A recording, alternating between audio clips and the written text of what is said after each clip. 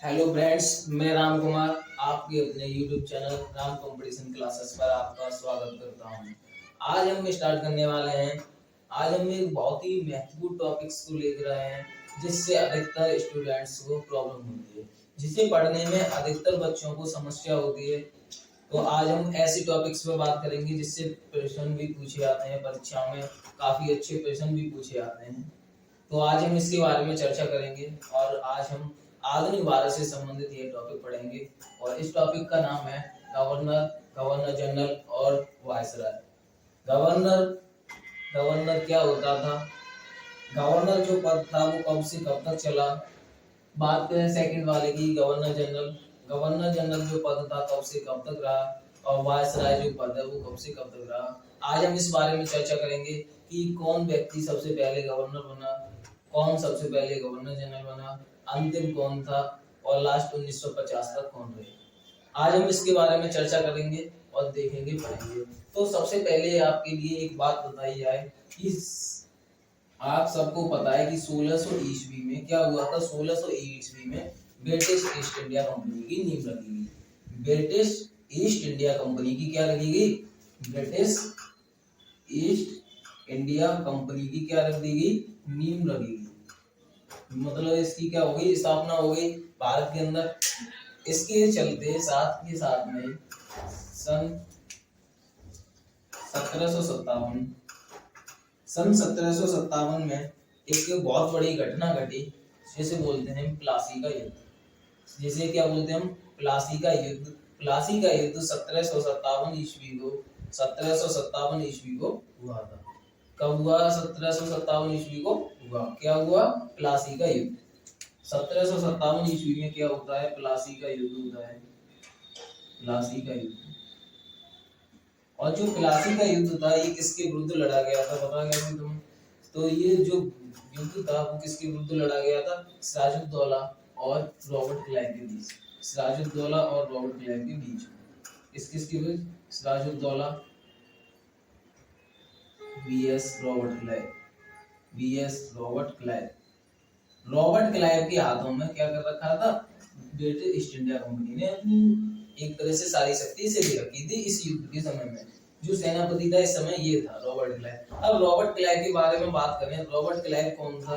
Robert Clive के इतिहास की थोड़ी सी बात करते हैं। तो रॉबर्ट क्लाइव की बात करें तो सन 1742 ईस्वी में जो रॉबर्ट क्लाइव था वो क्लर्क के पद पर, किसके पद पर? क्लर्क के पद पर। क्लर्क के पद पर, क्लर्क गलत लिखा हुआ है। क्लर्क के पद पर, क्लर्क के पद पर क्या हुआ? नियुक्त हुआ था। कब? 1742 में अंग्रेजी सेना में। अंग्रेजी सेना में। अंग्रेजी सेना में जो कौन था? Robert Clive. वो 1742 ईस्वी में अंग्रेजी सेना में क्लर्क के पद पर क्या हुआ? नियुक्त हुआ। और ऐसा कहा जाता है कि अपनी योग्यताओं के बल पर ही सन 1751 ईस्वी में क्या हुआ? और वो कैप्टन बन गया। क्या बन गया? वो कैप्टन बन गया। सन 1751 ईस्वी में वो क्या बन गया? कैप्टन बन गया। कौन?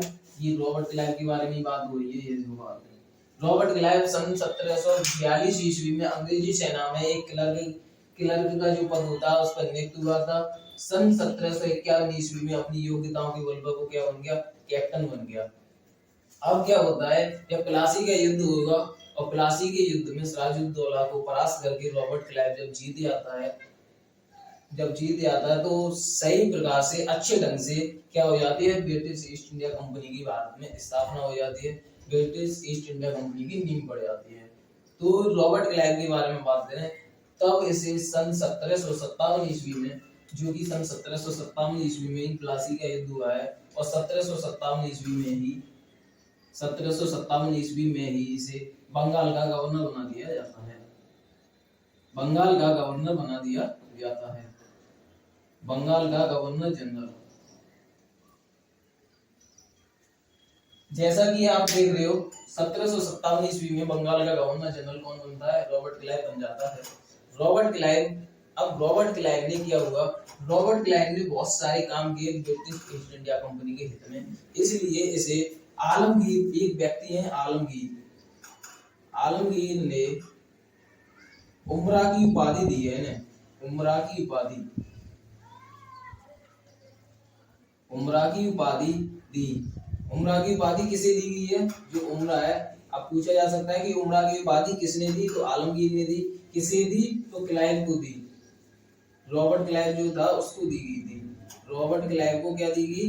रॉबर्ट क्लाइव को आलमगीर ने उमरा की उपाधि दी, उपाधि दी थी। किसने दी? रॉबर्ट क्लाइव को दी। किसने दी? आलमगीर ने दी। क्या उपाधि दी? उमरा की उपाधि दी। ये बात आपको समझ में आ गई होगी। आगे बात करें तो एकमंड वर्क, एकमंड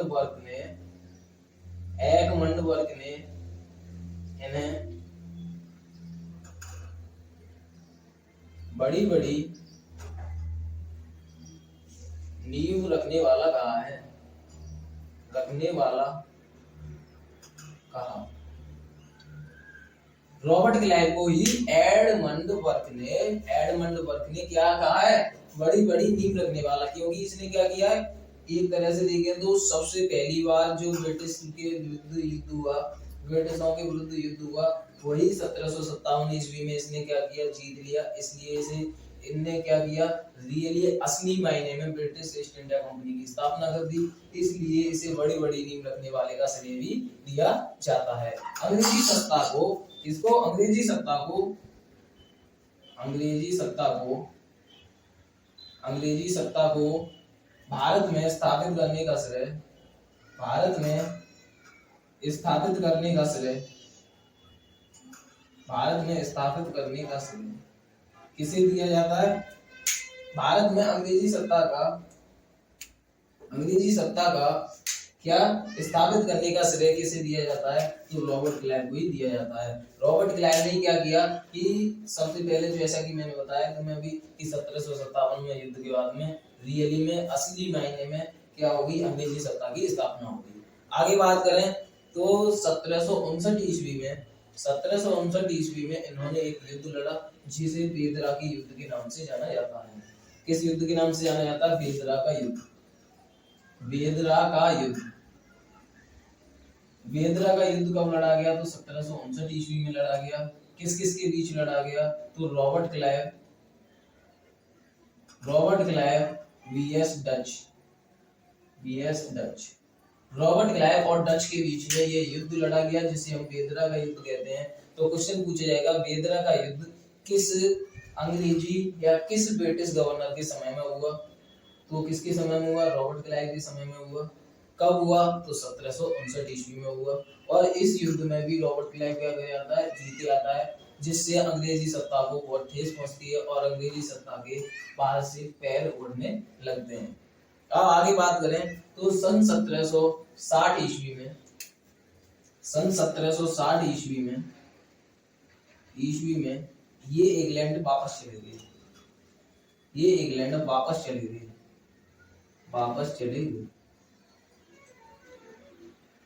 1760 ईस्वी में जो रॉबर्ट क्लाइव थे वो क्या कर गए? वापस घर चले गए अपने इंग्लैंड, जो कि उनका वास्तविक निजी स्थान था। 1760 ईस्वी में जब ये इंग्लैंड चले आते हैं, इंग्लैंड क्यों गए? क्योंकि इनके स्वास्थ्य में क्या हो गई? इनका स्वास्थ्य खराब हो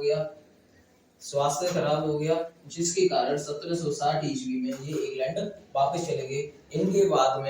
इनके बाद एक नए गवर्नर, बंगाल के एक नए गवर्नर को नियुक्त किया जाता है, जिन्हें हम हालवेल के नाम से जानते हैं। जिन्हें हम क्या जानते हैं? हालवेल के नाम से जाना जाता है। हालवेल आपको दिखाई नहीं दे रहा होगा, अभी देखते हैं। तो उसको हम कब किस नाम से जानते हैं? हालवेल के नाम से जाना जाता है। हालवेल के बारे में अभी पढ़ेंगे। हालवेल कौन थे? हालवेल के समय में क्या क्या घटनाएं हुई, इसका हम अध्ययन करेंगे, देखेंगे अभी। अब देखेंगे हम हालवेल के बारे में कि हालवेल के समय में क्या क्या हुआ। हालवेल, सबसे पहली बात कि हालवेल को गवर्नर कब बनाया गया? तो 1760 में कौन गए? रॉबर्ट क्लाइव वापस गए, तभी 1760 ईस्वी में इन्हें क्या बनाया जाता है?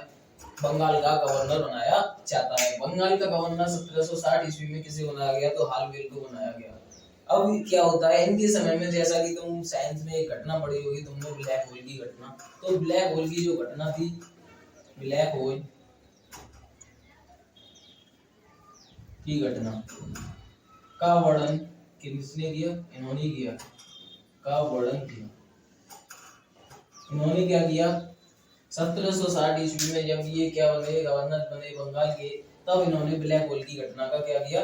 वर्णन किया। इसके बाद इन्हें तुरंत ही हटा दिया जाता है और एक नए गवर्नर को नियुक्त किया जाता है, जिनका नाम हमें मिलता है वेस्टी स्टार्ट। क्या मिलता है? वेस्टी स्टार्ट। क्या मिलता है? वेस्टी स्टार्ट। तो पढ़ेंगे इनके बारे में, वेस्टी स्टार्ट, वेस्टी स्टार्ट, इनके बारे में पढ़ेंगे। तो इनको जो गवर्नर बना गया, इनको भी 1760 ईस्वी में ही बना गया, और जो गवर्नर बने ये 1760 ईस्वी से 1765 ईस्वी तक बने। कब तक बने? 1760 ईस्वी से 1765 ईस्वी तक। अब बात करेंगे कि इनके समय में क्या क्या हुआ। इनके समय में बहुत सारी महत्वपूर्ण घटनाएं हुई जिनका हमें अच्छे से अध्ययन करना चाहिए, और जो हमारी परीक्षाओं में यहाँ से प्रश्न पूछे जाते हैं। तो सबसे पहली बात कि बंगाल का गवर्नर जनरल जब कौन, बंगाल का गवर्नर किसे बनाया गया 1760 में? तो ऑप्शन के अनुसार चल रहे हैं, क्रम से आए तो क्रम से लगाने हैं। सबसे पहले तो हालवेल बना था, हालवेल के बाद में फिर कौन बना है? Benji tart. बेंजी टार्ट को 1760 ईस्वी में क्या बना दिया जाता है? गवर्नर बना दिया जाता है। लेकिन क्या होता है जब ये गवर्नर जनरल बन के आते हैं, तो जैसा कि तुम्हें पता था, सिराजुद्दौला जो हार गया था, तो उसको जो किया हुआ था मीर जाफर, तुमने नाम सुना होगा मीर जाफर। तो मीर जाफर इस समय क्या है? गद्दी पर बैठा हुआ है। मीर जाफर बंगाल का नवाब है, और इसने क्या किया, जब ये गवर्नर बन के आए, बेंसी स्टार्ट गवर्नर जनरल बन के आए, गवर्नर बन के आए, तो इसने स्वागत नहीं किया, स्वागत नहीं किया। मीर जाफर ने क्या नहीं किया? स्वागत नहीं किया, जिससे क्या हो गए, ये बहुत नाराज हो गए, और इन्होंने मीर जाफर को हटाकर मीर जाफर के दामाद मीर जाफर को हटाकर इनके दामाद मीर कासिम को नवाब बना दिया। मीर कासिम को क्या बना दिया? नवाब बना दिया। मीर कासिम को बंगाल का नवाब बना दिया। अब बात करें तो 1763 ईस्वी में मीर कासिम के आदेश पर 1763 ईस्वी में एक घटना घटती है। 1763 ईस्वी में मीर कासिम, जो कि क्या बनाया था, बेंजी टार्ट ने ही मीर जाफर के दामाद को बंगाल का नवाब बनाया था। बंगाल का नवाब बनाया था किसे? मीर कासिम को। अब मीर कासिम के ही आदेश पर इनके एक जर्मन, मीर कासिम का एक जर्मन अधिकारी, एक जर्मन सैनिक जिसका नाम कहीं कहीं पे हंड्रू मिलता है, या कहीं कहीं पे क्या मिलता है? सुमेरु मिलता है। उसने क्या की, कई सारे ब्रिटिश या फिर अंग्रेज अधिकारियों की हत्या कर दी। इसने क्या किया? अंग्रेज अधिकारियों की क्या कर दी? हत्या कर दी, जिसके लिए ये बेंसी स्टार्ट फिर दोबारा से नाराज हो जाते हैं मीर कासिम से, और फिर दोबारा से गद्दी पर किसे बैठा दिया जाता है? मीर जाफर को बैठा दिया जाता है। और इस घटना को इतिहास में पटना हत्याकांड के नाम से जाना जाता है। पटना हत्याकांड के नाम से किस घटना को जाना जाता है? तो इसके बारे में आप समझ चुके होंगे कि पटना घटना क्या थी। तो जर्मन सैनिक समरू मिलता है कहीं पे, या समेरू ने कई अंग्रेज अधिकारियों की क्या कर दी? कई अंग्रेज अधिकारियों की हत्या कर दी।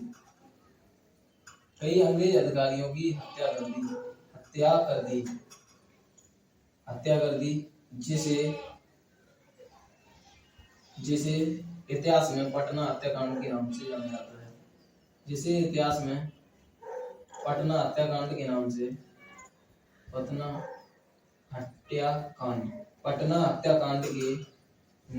जाना जाता है। तो पटना हत्याकांड क्या था? अब आपको समझ में आ गया होगा। क्या होता है कि मीर कासिम के आदेश पर ही इसके एक जर्मन सैनिक शंभू या फिर समेरू ने कई अंग्रेज अधिकारियों की हत्या कर दी, जिसे इतिहास में पटना हत्याकांड के नाम से जाना जाता है। इससे क्या हो गया, बेमसी टार्ड है वो बहुत नाराज हुए और उन्होंने भी मीर कासिम को हटाकर मीर जाफर को क्या कर दिया, मीर जाफर को फिर से बंगाल का नवाब बना दिया। और जो क्या होता है, जो मीर कासिम है, मीर कासिम कहाँ करता है, मीर कासिम जाकर अवध के नवाब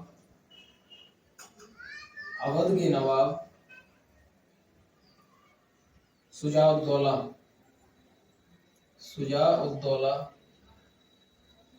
के पास शरण लेता है, के पास इन्होंने शरण ली। मीर कासिम ने जाकर अवध के नवाब शुजा-उद-दौला के पास जाके क्या करता है, शरण लेता है। और शरण लेने के पास क्या करते हैं, ये तीन लोग शुजा-उद-दौला और मीर कासिम और एक व्यक्ति और जिसे हम क्या कहते हैं, दिल्ली के शासन पर इस समय कौन बैठा हुआ था, बताइए कोई। दिल्ली के शासन पर इस समय कौन बैठा हुआ था, बताया कोई। तो दिल्ली के शासन पर जब बैठे हुए थे बहादुर शाह जफर द्वितीय। अब ये तीन लोग मिलके बहादुर शाह जो कि दिल्ली के शासक प्लस शुजा-उद-दौला और प्लस मीर कासिम मिलकर इन्होंने एक संयुक्त सेना बनाई और मीर कासिम और किसके विरुद्ध, बेमसी टार्ड के विरुद्ध युद्ध करने की घोषणा की। इधर क्या होता है, इधर बेमसी टार्ड और कौन,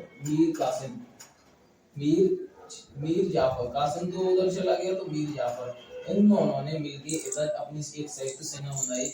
और इनमें क्या होता है, एक युद्ध होता है 1764 ईस्वी में, एक युद्ध होता है जिसे हम बक्सर के नाम से जानते हैं, बक्सर का युद्ध जिसे हम किस नाम से जानते हैं, बक्सर के युद्ध के नाम से जानते हैं। तो बक्सर का युद्ध किस के बीच में हुआ, बहादुर शाह दिल्ली के शासक, शुजा-उद-दौला अवध के नवाब, मीर कासिम जो कि क्या हुआ था, बंगाल का नवाब था जिसे हटा दिया गया था। इन तीनों ने मिलकर एक संयुक्त सेना बनाई और इधर मीर जाफर और बेमसी टार्ड ने मिलकर एक संयुक्त सेना बनाई। इन दोनों के बीच लगभग 22 या 23 अप्रैल को क्या होता है, युद्ध होता है। 22 या 23 अप्रैल को क्या होता है, युद्ध होता है 1764 ईस्वी में, जिसे बक्सर के युद्ध के नाम से जाना जाता है। और इसमें क्या होता है, बेमसी टार्ड या फिर अंग्रेजों की जीत होती है, और इसमें जो बेमसी टार्ड ने अपनी जिम्मेदारी ले रखी थी, सेनापति बना रखा था, इन्होंने अपना सेनापति हेक्टर मुनरो बनाया था। इन्होंने अपना जो सेनापति बनाया था वो कौन बनाया था, मुनरो, या फिर इसी बोलते हैं हेक्टर मुनरो, इसका पूरा नाम हेक्टर मुनरो। तो बेमसी टार्ड का जो सेनापति था, जो अंग्रेजी सेना का जो एक संयुक्त सेना मिलकर बनी हुई थी, इनका जो सेनापति था वो हेक्टर मुनरो था। और इधर इन तीनों ने अपनी सेना का नेतृत्व किया। तो इसमें क्या होता है, 21 से 22 या 23 अप्रैल नहीं, 21 से 22 या 23 अक्टूबर तक 1764 ईस्वी में 2 या 3 दिन बक्सर का युद्ध चलता है। और इस बक्सर के युद्ध को क्या होता है, अंग्रेज अधिकारी जीत जाते हैं। अंग्रेज अधिकारी क्या कर लेते हैं, इस युद्ध को जीत लेते हैं। अंग्रेज अधिकारियों ने क्या कर लिया, अब अंग्रेज अधिकारियों ने इस युद्ध को जीत लिया। और इसी के बाद सन 1765 ईस्वी में वापस कौन आ जाते हैं, रॉबर्ट क्लाइव वापस आ जाते हैं, जो कि अपना स्वास्थ्य खराब होने के कारण कहाँ चले गए थे, इंग्लैंड वापस चले गए थे। तो वो 1765 ईस्वी में वापस से आते हैं और फिर क्या करते हैं, इनके बारे में देखेंगे। इन्होंने कुछ काम किए जिसके बारे में अभी हम देखने वाले हैं। 1700 कब आते हैं, 1765 ईस्वी में वापस आए। 1765 में वापस कौन, रॉबर्ट क्लाइव के जो कार्यकाल मिलेंगे वो तुम्हें 2 मिलेंगे। रॉबर्ट क्लाइव के कार्यकाल तुम्हें 2 मिलेंगे, जैसे कि तुम्हें बताए गए थे। सबसे पहला 1757 से 1760, 1757 से 1760। अब जो सेकंड वाला है वो 1765 से 1767 तक मिलेगा। 2 साल के लिए बाद में आते हैं। अब 1765 ईस्वी में रॉबर्ट क्लाइव वापस आते हैं तो मीर जाफर जो कि बंगाल का नवाब था, मीर जाफर की क्या हो गई थी, मृत्यु। मीर जाफर की मृत्यु हो गई। मीर जाफर की मृत्यु मीर जाफर की मृत्यु हो जाती है जब रॉबर्ट क्लाइव वापस लौट के आते हैं 1765 ईस्वी में। तो उनके पुत्र नज्म उद्दौला क्या, नज्म उद्दौला को बंगाल का नवाब बना दिया जाता है। बंगाल का नवाब इसका ये पुत्र है। अब क्या किया रॉबर्ट क्लाइव ने 1765 ईस्वी में मीर जाफर की मृत्यु होगी। तो आने के बाद मीर जाफर की मृत्यु के बाद उसके पुत्र नज्म उद्दौला को बंगाल का नवाब बना दिया। और बंगाल के नवाब बनते ही उसे क्या कर दिया, उसे कुछ कार्य उसके पास रहने दिए और कुछ कार्य अपने पास रख लिए। कुछ जैसे प्रशासनिक कार्य अपने पास रख लिए उसने। जैसे बोले तो अपने यहाँ पर जो केंद्र सरकार और राज्य सरकार के बीच में होता है, जैसे बोले कि फौज के मामले में क्या कर सकती है, केंद्र सरकार ही फैसला लेगी, ना कि राज्य सरकार। कोई मामले ऐसे होते हैं जिस पर दोनों सरकार लेती हैं, जैसा कि तुम सब पॉलिटी में पढ़ोगे, राज व्यवस्था में, जहाँ पर सूचियां मिलती हैं, राज्य सूची, संवर्ती सूची, केंद्रवर्ती सूची जो होती है, संवर्ती सूची बोलते हैं। जैसे कि एक पे तो संघ सरकार लेती है, एक पे राज्य सरकार, एक पे संघ और राज्य दोनों। तो ऐसे ही इन्होंने किया। रॉबर्ट क्लाइव ने कुछ अधिकार अपने पास रख लिए और कुछ अधिकार किसके पास, नज्म उद्दौला के पास। इससे ही 1765 ईस्वी में 1765 में द्वैध शासन क्या हो गया, लागू हो गया। 1765 ईस्वी में ही क्या हो गया, द्वैध शासन लागू।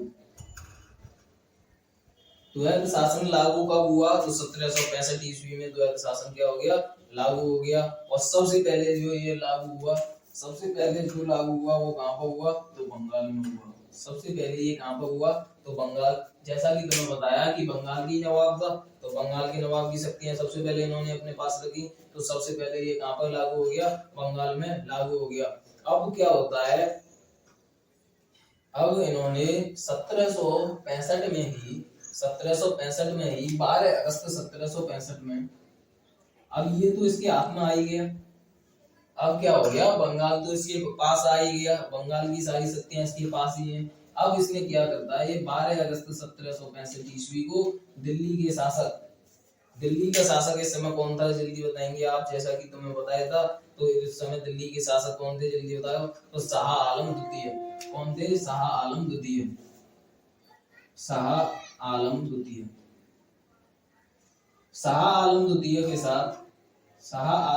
के साथ इन्होंने एक संधि की, जिसे हम क्या कहते हैं, इलाहाबाद की संधि के नाम से जाना जाता है।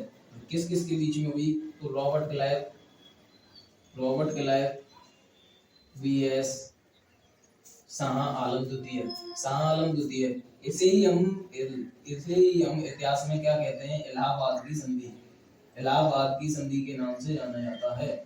तो इलाहाबाद की संधि कब हुई, 12 अगस्त 1765 ईस्वी को दिल्ली के शासक शाह आलम द्वितीय और रॉबर्ट क्लाइव के मध्य एक संधि होती है, जिसके अनुसार दिल्ली के शासक बिहार व उड़ीसा की दीवानी किसे प्राप्त कर देते हैं, बिहार व उड़ीसा की दीवानी रॉबर्ट क्लाइव को प्राप्त कर देते हैं। और इसी संधि को इतिहास में हम किस नाम से जानते हैं, इलाहाबाद की संधि के नाम से जानते हैं। तो अब क्या हुआ, उड़ीसा और बिहार की जो दीवानी है वो किसके हाथों में पहुंच गई है, रॉबर्ट क्लाइव के हाथों में पहुंच गई। किसके हाथों में पहुंच गई, रॉबर्ट क्लाइव। अब क्या करता है रॉबर्ट क्लाइव, यहाँ पे भी क्या कर देता है, यहाँ पे भी द्वैध शासन को लागू कर देता है। जैसे ही इसके पास में क्या हो जाती है, इसके पास में उड़ीसा और बिहार की दीवानी इसके पास आती है, किसके पास में, रॉबर्ट क्लाइव के पास में। वैसे ही ये क्या कर देता है, यहाँ पे द्वैध शासन बिहार और उड़ीसा में भी लागू कर देता है। और इसने सैनिकों की सुधार के लिए अब इससे पहले एक और बात करें कि कुछ दिन बाद, लगभग 3-4 दिन बाद ही 16 अगस्त 1765 में एक द्वितीय संधि होती है, जिसे हम इलाहाबाद की द्वितीय संधि के नाम से जानते हैं। इलाहाबाद की द्वितीय संधि, इलाहाबाद की द्वितीय संधि। तो इलाहाबाद की द्वितीय संधि कब हुई? तो 16 अगस्त 1765 ईस्वी को इलाहाबाद की द्वितीय संधि होती है। और ये संधि किस किस के बीच में हुई, कोई बताएगा? जो 1765 में 16 अगस्त को द्वितीय संधि हुई, वो किसके किसके बीच में हुई, कोई बताएगा? ये जो संधि हुई थी है, ये अवध के नवाब शुजाउद्दौला, अवध के नवाब शुजाउद्दौला और किसके बीच में होती है? रॉबर्ट क्लाइव के बीच में होती है। रॉबर्ट क्लाइव और अवध के नवाब शुजाउद्दौला के बीच में एक संधि हुई, जिसे हम इलाहाबाद की द्वितीय संधि के नाम से जानते हैं। इस संधि में क्या हुआ? इस संधि के अनुसार क्या करते हैं? 1765 में ये संधि हो जाती है। इसके अनुसार क्या करते हैं? जो रॉबर्ट क्लाइव एक अधिकार जारी करता है अपने ही सैनिकों के लिए, भ्रष्टाचार को रोकने के लिए। वो कहता है कि प्रत्येक सैनिक को क्या करना पड़ेंगे? हमारे पास हस्ताक्षर करने पड़ेंगे कि वो क्या नहीं करेगा, कोई भी भ्रष्टाचार नहीं करेगा। इसका विरोध अंग्रेज अधिकारियों ने या अंग्रेज सैनिकों ने या ब्रिटिश सैनिकों ने इसका क्या किया? विरोध किया, जिसे इतिहास में किस नाम से जाना जाता है? श्वेत विद्रोह के नाम से जाना जाता है। किस नाम से जाना जाता है? श्वेत विद्रोह के नाम से जाना जाता है। तो पूछा जाएगा श्वेत विद्रोह किसके शासनकाल में हुआ? तो श्वेत विद्रोह किसके शासनकाल में हुआ? रॉबर्ट क्लाइव के शासनकाल में क्या हुआ? श्वेत विद्रोह हुआ। अब बात करते हैं, इन्होंने ही क्या किया? श्वेत विद्रोह स्टार्ट हो गया। जब श्वेत विद्रोह हो गया तो इन्होंने क्या हुआ? कुछ जो भी अंग्रेज सैनिक थे, वो तो काम करने से उन्होंने मना कर दिया। अब इन्होंने मद्रास के सैनिकों को बुलाया काम करने के लिए। जो कुछ काम होते थे, अब उनके लिए क्या किया? मद्रास के सैनिकों को बुलाया। और इससे सैनिक सुधार के लिए इन्होंने एक फंड बनाया, जिसे क्लाइव फंड के नाम से जाना जाता है। किस नाम से जाना जाता है? क्लाइव फंड के नाम से जाना जाता है। इस फंड के द्वारा क्या होता था? जब ये सैनिक क्या हो जाते थे? रिटायर हो जाते थे, सेवानिवृत्त हो जाते थे, तो इनके लिए कुछ पेंशन की व्यवस्था की जाती थी। इनके परिवार के लिए क्या की जाती थी? कुछ पेंशन की व्यवस्था की जाती थी। इसको किसके द्वारा की जाती थी? क्लाइव फंड, जो कि क्लाइव फंड बनाया गया था उसके द्वारा। अब आगे बात करें कि 1767 ईस्वी में क्या होता है? रॉबर्ट क्लाइव वापस चले जाते हैं। रॉबर्ट क्लाइव क्या हो जाता है? 1767 ईस्वी में रॉबर्ट क्लाइव कहाँ गए? वापस चले जाते हैं इंग्लैंड। रॉबर्ट क्लाइव वापस इंग्लैंड चले जाते हैं। और इनके पूरे जीवन काल की बात करें तो 2 अक्टूबर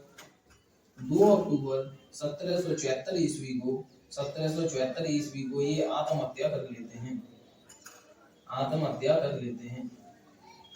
किन्हीं कारणों से तंग आकर इन्होंने क्या कर ली? 2 अक्टूबर 1774 ईस्वी में क्या कर ली? आत्महत्या कर ली। जबकि हमें तो सिर्फ और सिर्फ यहाँ तक पढ़ना 1767 तक। 1767 में ये कहाँ चले गए? इंग्लैंड चले गए। इनके बाद में 1767 में एक व्यक्ति को क्या बनाया जाता है? बंगाल का गवर्नर बनाया जाता है, जिसे बैरी लस्ट के नाम से हम जानते हैं।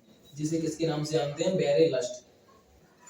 किस नाम से जानते हैं हम? बैरी लस्ट के नाम से जानते हैं। तो बैरी लस्ट अब क्या बनता है? बंगाल का गवर्नर बनता है। बैरी लस्ट क्या बनेगा? बंगाल का गवर्नर बनेगा। बैरी लस्ट 1767 ईस्वी से 1769 ईस्वी तक रहेगा। बैरी लस्ट क्या बन गया? अब वो बंगाल का गवर्नर बन गया। इसके शासनकाल में कुछ ज्यादा काम नहीं होता है। और इसने क्या किया? सबसे पहले इसके जो बंगाल का गवर्नर है, इसके समय में सबसे पहले क्या होता है? प्रथम मैसूर युद्ध होता है। क्या होता है? प्रथम मैसूर युद्ध हुआ इसके समय में। और क्या हुआ इसके समय में? ये क्या होता है? बस सिर्फ और सिर्फ इसे 1 साल के लिए 2 साल के लिए रखा गया है। तो इसके साल में सिर्फ और सिर्फ एक ही घटना मिलती है, जिसे हम मैसूर युद्ध के नाम से जानते हैं।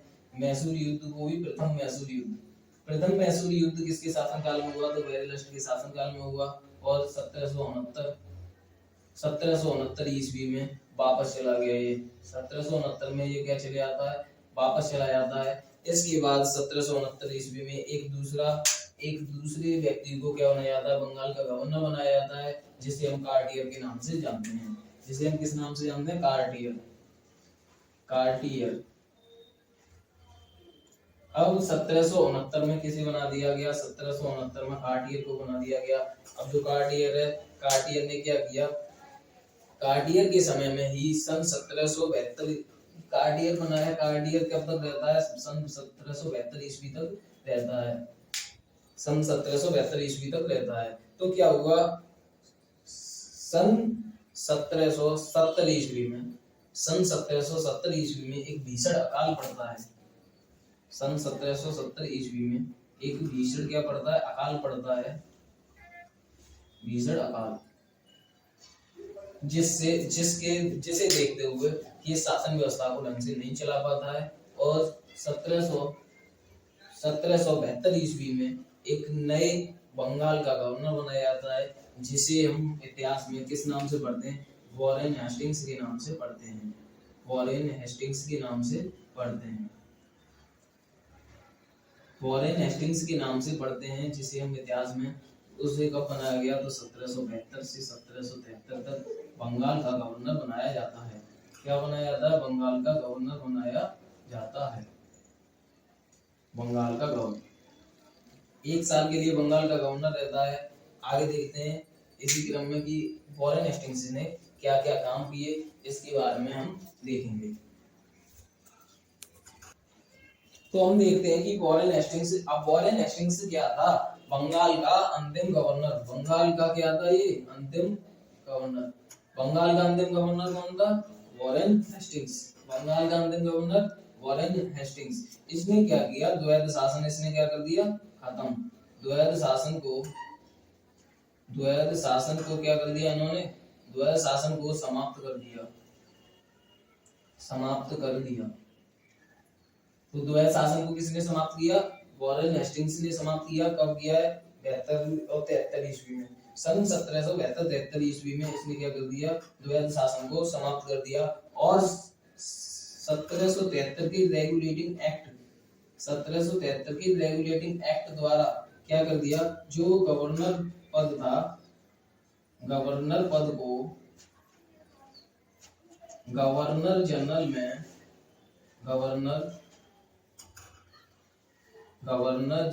में बदल दिया।